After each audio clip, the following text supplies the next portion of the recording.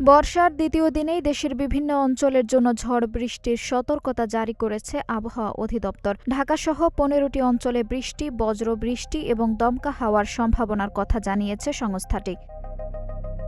মঙ্গলবার ভোর ৫টা থেকে দুপুর ১টা পর্যন্ত দেশের অভ্যন্তরীণ নদীবন্দরগুলোর জন্য দেওয়া পূর্বাভাসে বলা হয়েছে, রংপুর, দিনাজপুর, রাজশাহী, বগুড়া, টাঙ্গাইল, ময়মনসিংহ, ঢাকা, খুলনা, বরিশাল, পটুয়াখালী, নোয়াখালী, কুমিল্লা, চট্টগ্রাম, কক্সবাজার ও সিলেট অঞ্চলের উপর দিয়ে ঘণ্টায় ৪৫ থেকে ৬০ কিলোমিটার বেগে অস্থায়ীভাবে দমকা এবং ঝড়ো হাওয়া বয়ে যেতে পারে।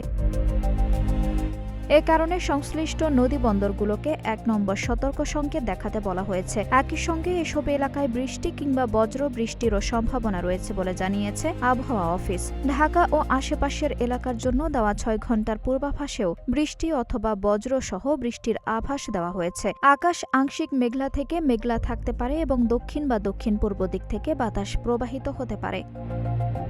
এদিকে আবহাওয়া অধিদপ্তর জানিয়েছে, দেশের বিভিন্ন স্থানে মাঝারি থেকে ভারী বর্ষণেরও সম্ভাবনা রয়েছে। বিশেষ করে রংপুর, ময়মনসিংহ, চট্টগ্রাম ও সিলেট বিভাগের অনেক জায়গায় বৃষ্টির সম্ভাবনা বেশি। তবে বৃষ্টির এই পূর্বাভাসের মধ্যেও রাজশাহী, পাবনা, যশোর, চুয়াডাঙ্গা, কুষ্টিয়া ও খুলনা জেলার উপর দিয়ে বয়ে যাওয়া মৃদু তাপপ্রবাহ অব্যাহত থাকতে পারে। ফলে একদিকে ঝড় বৃষ্টির আশঙ্কা, অন্যদিকে তাপপ্রবাহ, দুই ধরনের আবহাওয়ার প্রভাবই দেখা যেতে পারে দেশের বিভিন্ন অঞ্চলে।